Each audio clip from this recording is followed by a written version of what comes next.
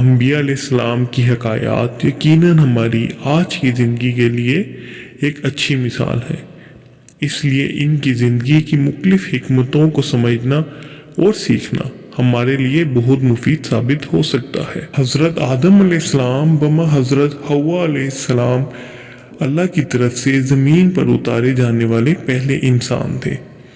حضرت آدم علیہ السلام کا تعلق ان 25 پیغمبروں میں سے ہے جن کا ذکر قرآن مجید میں آیا ہے۔ مختلف روایات کے مطابق حضرت آدم علیہ السلام تخلیق کے بعد تقریباً 1000 سال تک زندہ رہے۔ قرآن مجید میں حضرت آدم علیہ السلام کا تذکرہ متعدد آیات میں ہوا ہے۔ ان میں سورہ بقرہ کی آیات 30 سے 38 اور سورۃ اعراف کی آیات 11 سے 25 تک میں خصوصاً ان کا تذکرہ آیا ہے۔ اللہ نے فرشتوں کو آدم علیہ السلام کی تخلیق کے بارے میں بتایا کہ وہ انسان کے طور پر اللہ کے نائب بنیں گے، جس کا ذکر سورہ بقرہ میں یوں آیا ہے: مجھے زمین پر یکے بعد دیگرے ایک خلیفہ بنانا ہے۔ فرشتوں نے کہا، کیا آپ وہاں کسی کو مقرر کریں گے جو فساد برپا کرے گا اور خون بہائے گا، جبکہ ہم تیرے نام کی تقدیس اور تسبیح کرتے ہیں؟ اور اللہ نے فرمایا، بے شک میں وہ جانتا ہوں جو تم نہیں جانتے۔ ناظرین، اللہ تعالیٰ نے فرشتوں کو وہ مخلوق قرار دیا ہے جو بولنے میں اس سے آگے نہیں ہوتے، یعنی وہ اللہ سے اس کی اجازت کے بغیر کچھ نہیں مانگتے۔ جب اللہ نے انہیں بتایا کہ وہ زمین پر ایک مخلوق پیدا کرنے والا ہے اور ان کے پاس علم ہے، تو فرشتوں کو صرف یہ فکر تھی کہ یہ مخلوق انسان زمین پر فساد برپا کرے گی۔ اس آیت میں اللہ تعالیٰ کے الفاظ بے شک میں وہ جانتا ہوں جو تم نہیں جانتے، یعنی میں جانتا ہوں کہ اس قسم کی مخلوق کو پیدا کرنے کا فائدہ اس نقصان سے زیادہ ہے جس کا تم نے ذکر کیا ہے، جس کا تمہیں علم نہیں ہے۔ ان میں سے انبیاء اور رسول ہوں گے، سچے شہداء، صالح مومن، عبادت گزار، متقی پرہیزگار علماء پیدا کروں گا جو اپنے علم کو لوگوں تک پہنچائیں گے اور اللہ سے محبت کرنے اور اس کے رسولوں کی پیروی کرنے والے ہوں گے۔ حضرت آدم علیہ السلام کو اللہ تعالیٰ نے مٹی سے پیدا کیا اور ان کی روح کو خود اللہ تعالیٰ نے پھونکا۔ اس کے علاوہ حضرت آدم علیہ السلام کو عقل سے آراستہ کیا جو انہیں چیزوں کو سیکھنے، مشاہدہ کرنے اور سمجھنے کے قابل بناتی تھی، جس کا ذکر قرآن مجید میں سورہ بقرہ میں یوں آیا ہے: پھر اللہ تعالیٰ نے آدم علیہ السلام کو ہر چیز کی نوعیت اور حقیقت کا علم دیا اور انہیں فرشتوں کے سامنے پیش کیا اور فرمایا، اگر تم سچے ہو تو مجھے ان کے نام بتاؤ۔ اور فرشتوں نے کہا کہ اے اللہ، تو پاک ہے، ہمیں اس کے سوا کوئی علم نہیں جو تو نے ہمیں سکھایا ہے، بے شک تو ہی سب کچھ جاننے والا اور حکمت والا ہے۔ پھر اللہ تعالیٰ نے فرمایا، اے آدم، ان کے نام بتاؤ۔ اور جب اس نے ان کو ان کے نام بتا دیے تو اللہ نے فرمایا، کیا میں نے تم سے نہیں کہا تھا کہ میں آسمانوں اور زمین کے غیب کو جانتا ہوں، اور جو کچھ تم ظاہر کرتے ہو اور جو تم چھپاتے ہو میں سب جانتا ہوں۔ آدم علیہ السلام کے اس شرف علم کے متعلق مفسرین کی متعدد آراء ہیں، جس میں سے ایک آراء یہ ہے کہ کائنات کی وہ تمام اشیاء جو ماضی سے مستقبل تک وجود میں آنے والی تھیں، ان سب کے نام، ان کی حقیقت کا علم حضرت آدم علیہ السلام کو دیا گیا۔ دوسری رائے یہ ہے کہ اس وقت جس قدر اشیاء وہ عالم کائنات میں موجود تھیں، ان سب کا علم عطا کیا گیا۔ تیسری رائے ہے کہ زمین میں رہائش اور یہاں حکومت کرنے کے لیے جس قدر علوم کی ضرورت تھی وہ سب علوم عطا کیے گئے، طب، انجینئرنگ، ہندسہ، سب علوم دیے گئے۔ چوتھی آراء یہ ہے کہ انسانوں کے اندر غصہ، شہوت، بھوک، حسد، تکبر، الغرض بہت سی باطنی کیفیات و احساسات ہیں جنہیں انسان ہی سمجھ سکتے ہیں۔ فرشتوں کے اندر وہ فیلنگز، جذبات نہیں ہیں، اس لیے وہ اس کے نام اور کیفیات بتا بھی نہیں سکتے۔ بہرحال حضرت آدم علیہ السلام کو صفت علم سے اس طرح نوازا گیا کہ فرشتوں کے لیے بھی ان کی برتری اور استحقاق کی خلافت کے اقرار کے علاوہ چارہ کار نہ رہا، اور یہ ماننا پڑا کہ اگر ہم زمین پر اللہ تعالیٰ کے خلیفہ بنائے جاتے تو کائنات کے تمام بیدوں سے ناآشنا رہتے۔ جب حضرت آدم علیہ السلام کی علمی برتری تمام جنات و ملائکہ پر آشکار اور ظاہر ہو گئی تو اب آدم علیہ السلام کا اعزاز اور بڑھا۔ پھر اللہ تعالیٰ نے فرشتوں کو حکم دیا آدم علیہ السلام کو سجدہ کرو، تو فوراً تمام فرشتوں نے تعمیل ارشاد کی اور سجدہ میں گر پڑے، سوائے شیطان کے کہ وہ سجدے میں نہ جھکا۔ اس سے متعلق قرآن مجید میں متعدد بار آیات آئی ہیں۔ سورہ اعراف میں ہے، اور ہم نے تمہیں پیدا کیا، پھر تمہاری صورت بنائی، پھر فرشتوں سے کہا کہ آدم کو سجدہ کرو، چنانچہ سب نے سجدہ کیا سوائے ابلیس کے، وہ سجدہ کرنے والوں میں شامل نہ ہوا۔ سورہ ہجر میں ہے، ہم نے انسان کو سڑے ہوئے گارے کی کھنکھناتی ہوئی مٹی سے پیدا کیا، اور جنات کو اس سے پہلے ہم نے لو کی آگ سے پیدا کیا تھا، اور وہ وقت یاد کرو جب تم پروردگار نے فرشتوں سے کہا تھا کہ میں گارے کی کھنکھناتی ہوئی مٹی سے ایک بشر کو پیدا کرنے والا ہوں، لہذا جب میں اس کو پوری طرح بنا لوں اور اس میں اپنی روح پھونک دوں تو تم سب اس کے آگے سجدے میں گر جانا۔ چنانچہ سارے کے سارے فرشتوں نے سجدہ کیا سوائے ابلیس کے کہ اس نے سجدہ کرنے والوں میں شامل ہونے سے انکار کر دیا۔ سورہ کاف میں ہے، اور وہ وقت یاد کرو جب ہم نے فرشتوں سے کہا تھا کہ آدم کے آگے سجدہ کرو، چنانچہ سب نے سجدہ کیا سوائے ابلیس کے کہ وہ جنات میں سے تھا، چنانچہ اس نے اپنے رب کے حکم کی نافرمانی کی۔ کیا پھر بھی تم میرے بجائے اسے اور اس کی ذریت کو اپنا رکھوالا بناتے ہو، حالانکہ وہ سب تمہارے دشمن ہیں۔ ناظرین، اس میں ڈارون کا نظریہ بھی غلط ثابت ہوتا ہے۔ ان آیات سے یہ بات واضح ہو گئی کہ انسان پہلے دن سے ہی انسان ہے۔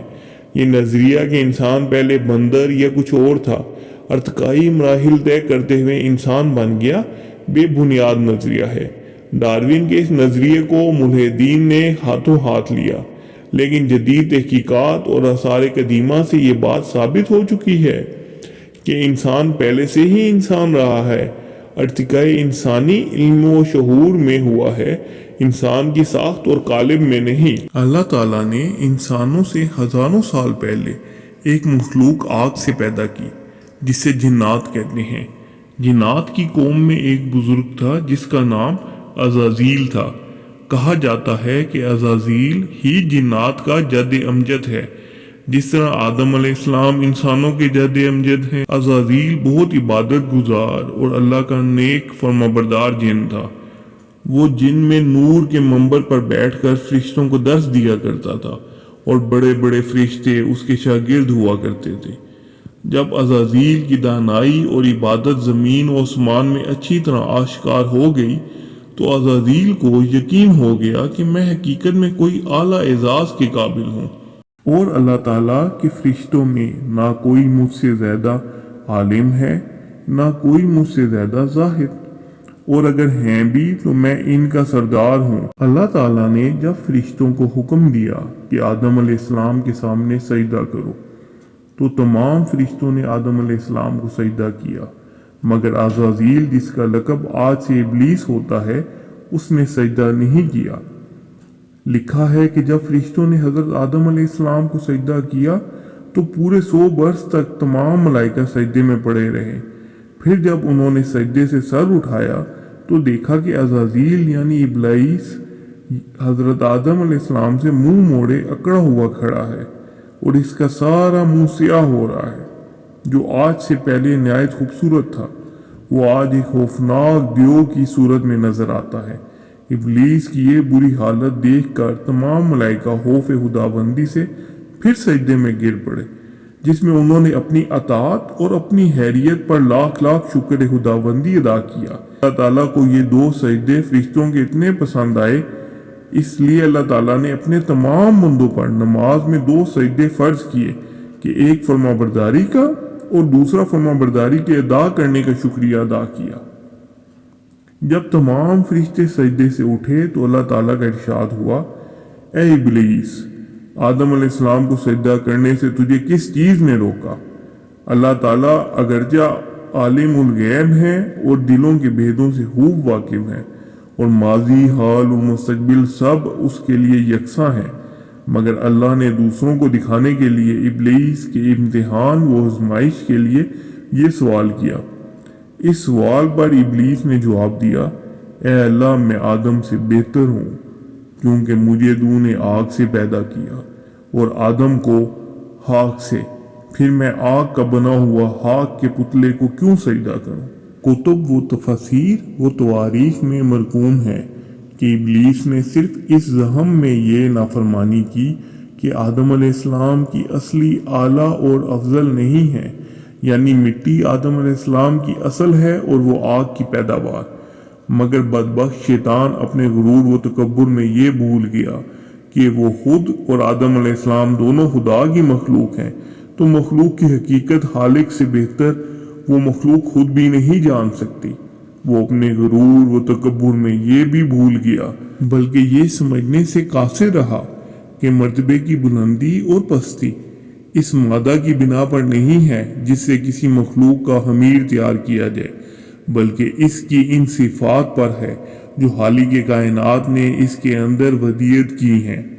یوں بھی مٹی کے اندر عاجزی کی صفت ہے جو اللہ تعالیٰ کو بہت پسند ہے، جبکہ آگ کے اندر بلندی اور بڑائی کی صفت ہے جو اللہ تعالیٰ کو پسند نہیں۔ بہرحال شیطان کا جواب چونکہ غرور و تکبر پر مبنی تھا، اس لیے اللہ تعالیٰ نے اس پر واضح کر دیا کہ کبر و نحوت نے تجھ کو اس قدر اندھا کر دیا ہے کہ تو اپنے خالق کے حقوق و احترام سے بھی منکر ہو گیا، اس لیے مجھ کو ظالم قرار دیا اور یہ نہ سمجھا کہ تیری جہالت نے تجھ کو حقیقت کو سمجھنے سے قاصر کر دیا، پس تو اب اس سرکشی کی وجہ سے ابدی ہلاکت کا مستحق ہے، اور یہی تیرے عمل کی قدرتی پاداش ہے۔ سورہ حجر میں ہے، اللہ نے کہا، ابلیس تجھے کیا ہوا کہ تو سجدہ کرنے والوں میں شامل نہیں ہوا؟ اس نے کہا، میں ایسا گرا ہوا نہیں ہوں کہ ایک ایسے بشر کو سجدہ کروں جسے تو نے سڑے ہوئے گارے کی کھنکھناتی ہوئی مٹی سے پیدا کیا۔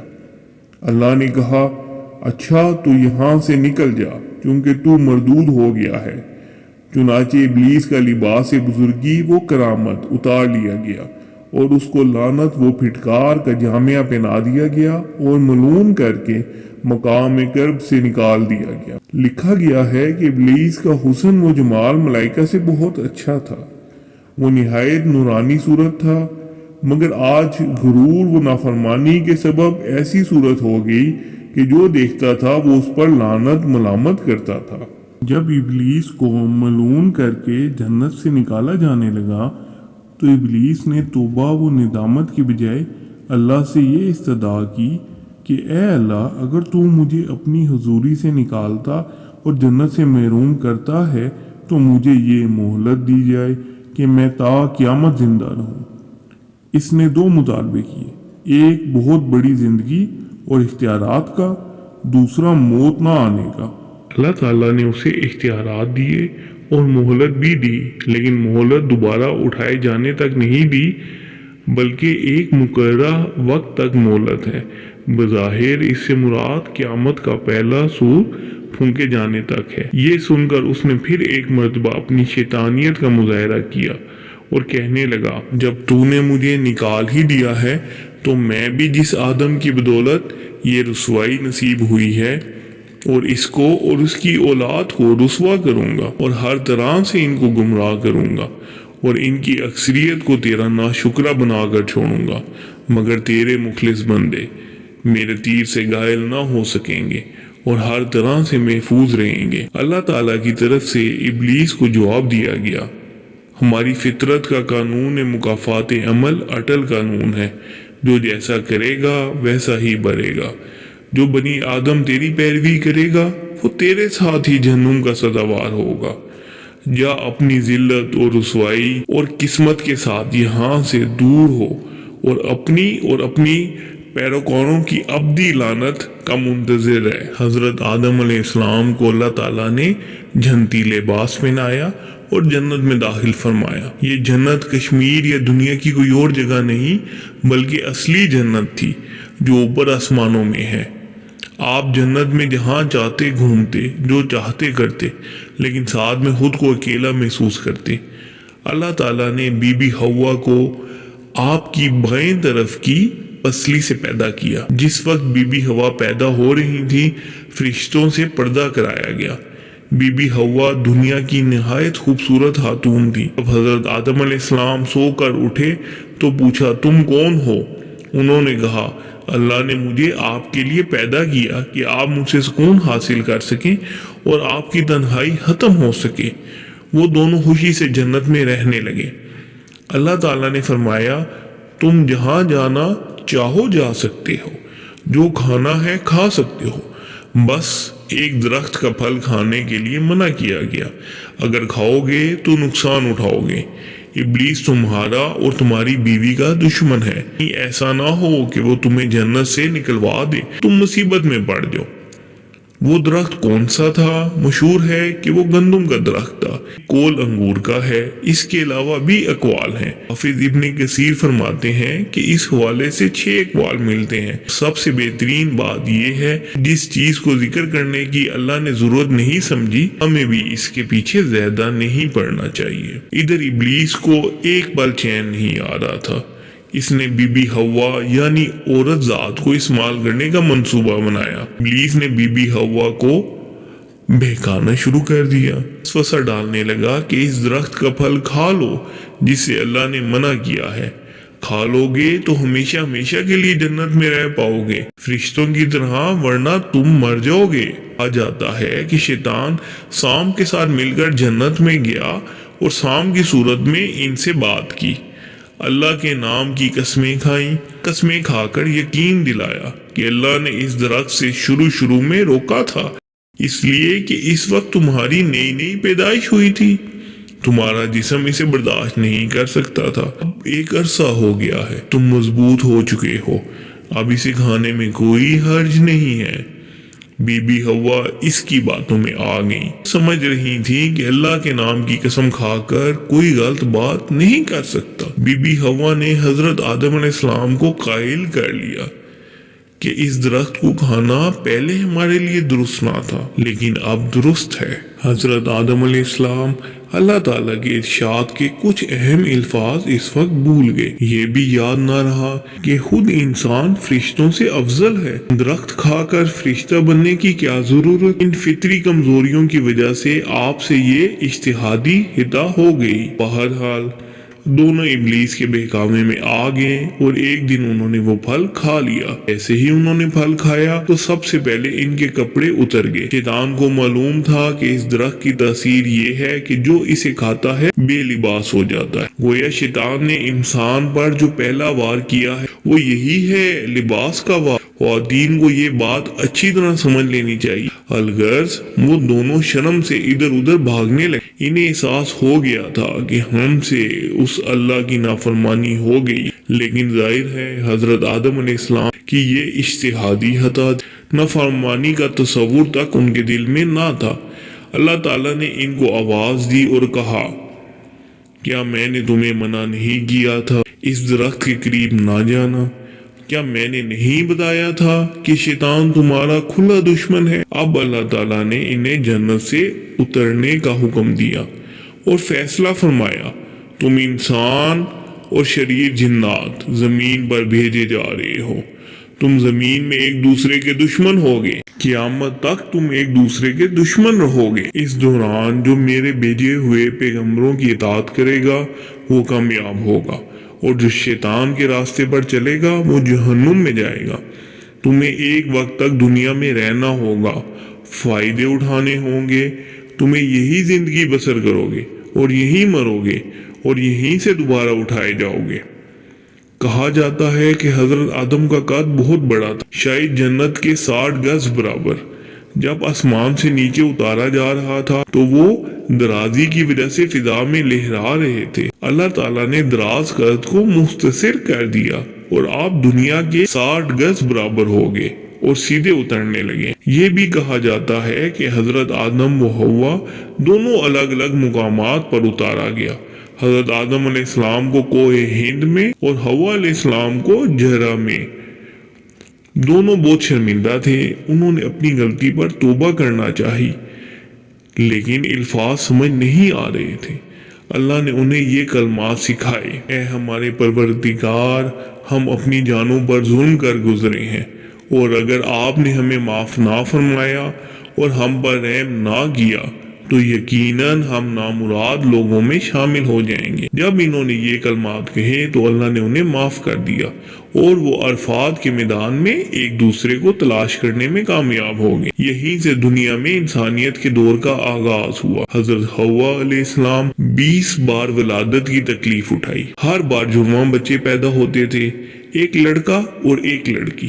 جو ایک ساتھ پیدا ہوتے تھے وہ سگے بہن بھائیوں کی طرح ہوتے، ان کی شادی آپس میں نہیں ہو سکتی تھی۔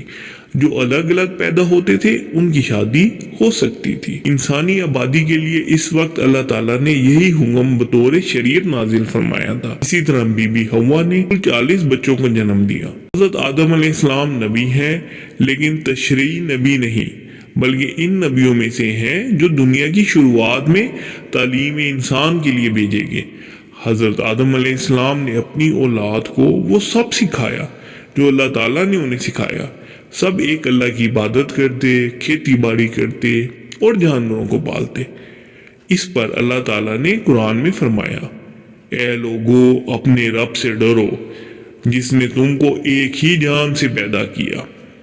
حضرت آدم علیہ السلام کے بیٹوں میں سے 2 بیٹے قابیل اور حابیل بھی ہوئے۔ قابیل کے ساتھ جو بیٹی پیدا ہوئی تھی وہ خوبصورت تھی، جبکہ حابیل کے ساتھ جو بیٹی پیدا ہوئی تھی وہ خوبصورت نہیں تھی۔ قابیل نے حضرت آدم علیہ السلام سے کہا کہ وہ اپنی جڑواں بہن سے شادی کرے گا۔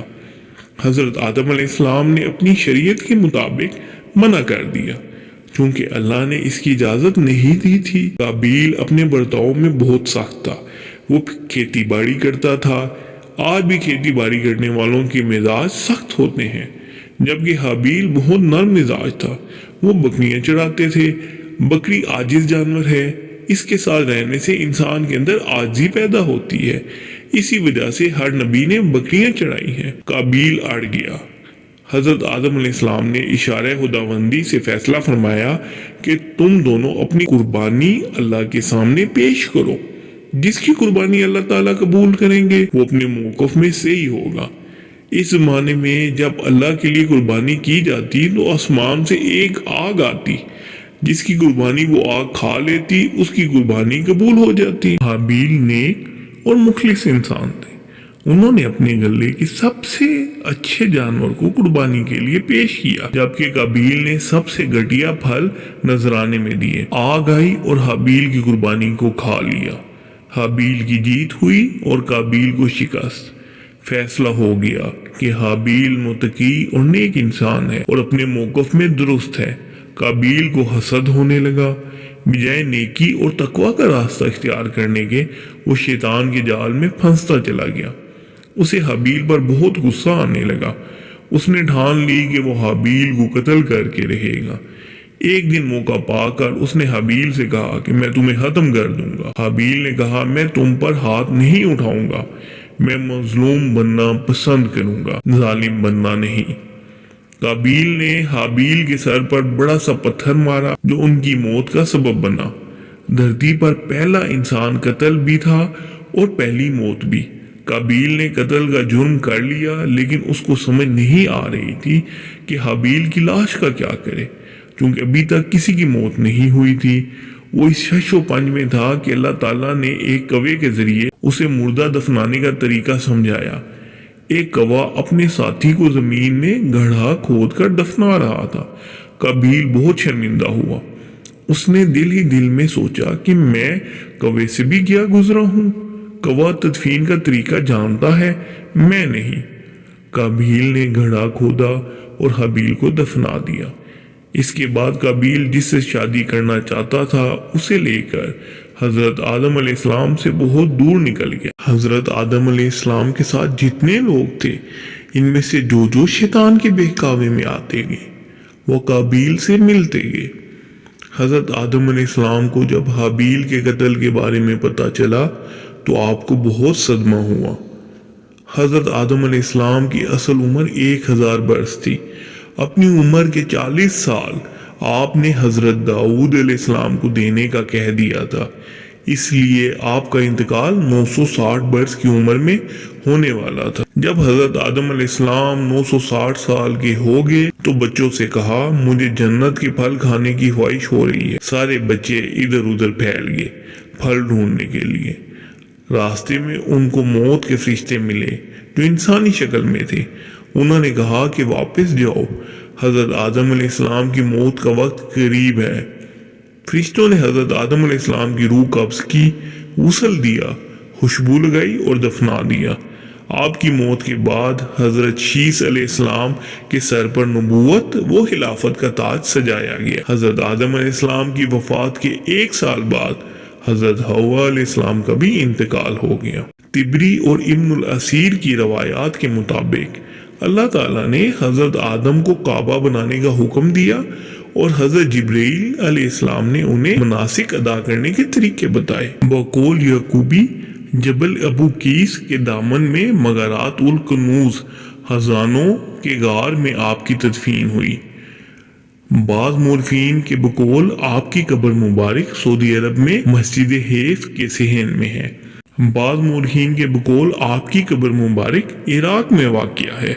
हजरत आदम अलैहिस्सलाम के वाक़ये से हमें ये सबक मिलता है कि गुरूर और तकब्बुर हमेशा नुकसान और तबाही का बाइस बनता है। इब्लीस जो बहुत मुकाम और रुतबे वाला था, अपने गुरूर और तकब्बुर की वजह से अल्लाह के हुक्म का मुनकिर हुआ और अल्लाह की तरफ से आसमान से लानत के साथ निकाल दिया गया।